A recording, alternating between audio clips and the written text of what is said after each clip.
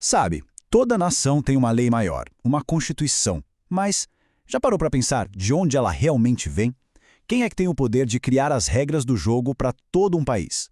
Bom, hoje a gente vai mergulhar fundo na força por trás de tudo isso, o poder constituinte. Vamos descobrir juntos como uma constituição nasce, como ela pode mudar e, o mais importante, o que impede que ela seja alterada de qualquer jeito. E a resposta para essa pergunta cabe numa ideia central: o poder constituinte.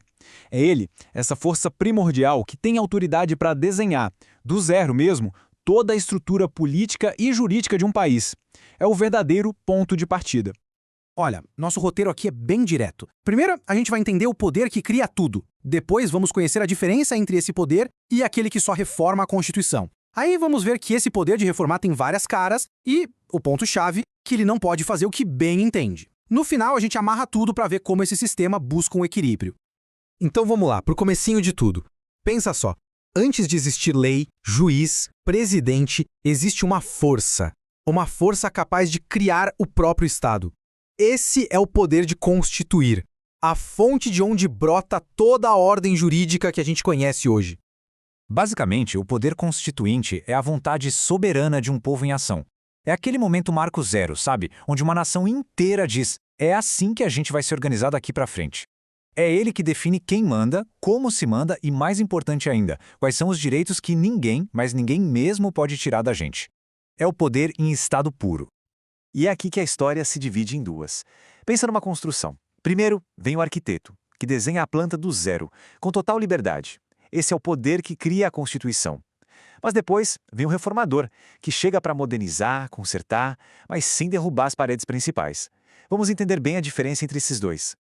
Olha só que claro que fica. O poder originário é o arquiteto com a folha em branco. Ele é inaugural, porque dá o pontapé inicial. É ilimitado, porque não tem nenhuma lei antes dele para dizer o que pode ou não pode fazer. Já o poder derivado, ele é o reformador que chega depois. Ele é secundário, limitado porque precisa seguir a planta original e as regras que o arquiteto deixou. Ele não pode, por exemplo, decidir transformar uma casa num prédio de 50 andares. É isso. O poder originário é como um artista diante de uma tela em branco. A liberdade é total. Foi exatamente o que aconteceu no Brasil em 1988. Uma ordem jurídica totalmente nova foi criada, rompendo de vez com as regras do regime anterior. Já o poder derivado, por outro lado, não pode sair demolindo o prédio. A função dele é outra, é reformar, fazer reparos, modernizar. Ele atua dentro da estrutura que já existe, usando as ferramentas e seguindo as plantas que o arquiteto original deixou. E essas ferramentas são principalmente as emendas constitucionais. Então, que ferramentas são essas que o reformador pode usar, afinal? Acontece que o poder derivado não tem uma caixa de ferramentas única, não? Ele se manifesta de diferentes formas e cada uma tem um propósito bem específico.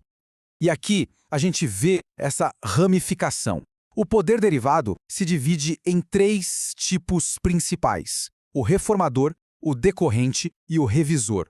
Cada um com um trabalho diferente na manutenção desse nosso edifício constitucional. O reformador é o que a gente mais ouve falar, responsável por aquelas emendas que mudam pontos específicos da Constituição. O decorrente é fascinante. É ele que dá poder para os estados terem suas próprias constituições, como se fossem mini arquitetos locais, sabe? E o revisor é um tipo especial, quase um evento único, que permitiu uma grande revisão geral do texto de 88, 5 anos depois que ele nasceu. E agora sim, a gente chega no ponto crucial da nossa conversa. O poder de reformar não é um cheque em branco, de jeito nenhum. O arquiteto original, muito sabiamente, deixou regras bem claras e barreiras para proteger sua criação de mudanças apressadas ou até perigosas. Esses limites, essas amarras, podem ser divididos em 3 tipos. Os limites formais dizem respeito a como mudar, ou seja, todo o processo legislativo. Os materiais dizem respeito ao que não pode ser mudado, o conteúdo protegido. E os circunstanciais definem quando não se pode mudar. De todos esses limites, os mais fortes, sem dúvida, são os materiais, que a gente conhece no Brasil como cláusulas pétreas. E o nome já diz tudo, né? Petra vem de pedra. São princípios tão essenciais que foram metaforicamente cravados na rocha, formando o núcleo duro e imutável da Constituição. A própria Constituição é super explícita sobre isso. O artigo 60, parágrafo 4º, não só proíbe que certos temas sejam abolidos, mas ele proíbe até mesmo que uma proposta nesse sentido seja discutida. É uma proteção dupla, percebe? A porta é fechada antes mesmo de alguém tentar bater. E que pilares são esses tão importantes? Primeiro, a forma federativa, para garantir que o poder não fique concentrado só em Brasília. Segundo, o voto direto, secreto, universal e periódico, ou seja, a alma da nossa democracia. Terceiro, a separação dos poderes, o freio clássico contra o autoritarismo. E, por fim, os direitos e garantias individuais. Esse é o coração intocável da nossa Constituição. E tem mais. A Constituição também se protege em momentos de crise. Faz todo sentido, né? Em situações de grande instabilidade, como uma intervenção federal ou um estado de sítio, o processo de emendas fica suspenso. A lógica é simples: não se reforma a casa no meio de uma tempestade. Certo. Então, juntando tudo isso, o poder que cria, o que reforma e todas essas amarras e limites, qual é o resultado final? O que a gente tem é um sistema muito inteligente, pensado para encontrar o equilíbrio perfeito entre duas coisas: estabilidade e evolução. E a grande sacada é esta: as cláusulas pétreas funcionam como a âncora de um navio, garantindo que ele não se perca na tempestade, mantendo a identidade da nação sempre segura. Ao mesmo tempo, o poder de reforma funciona como as velas, permitindo que esse mesmo navio navegue, se adapte a novos ventos, a novos mares, sem precisar construir um barco novo a cada viagem.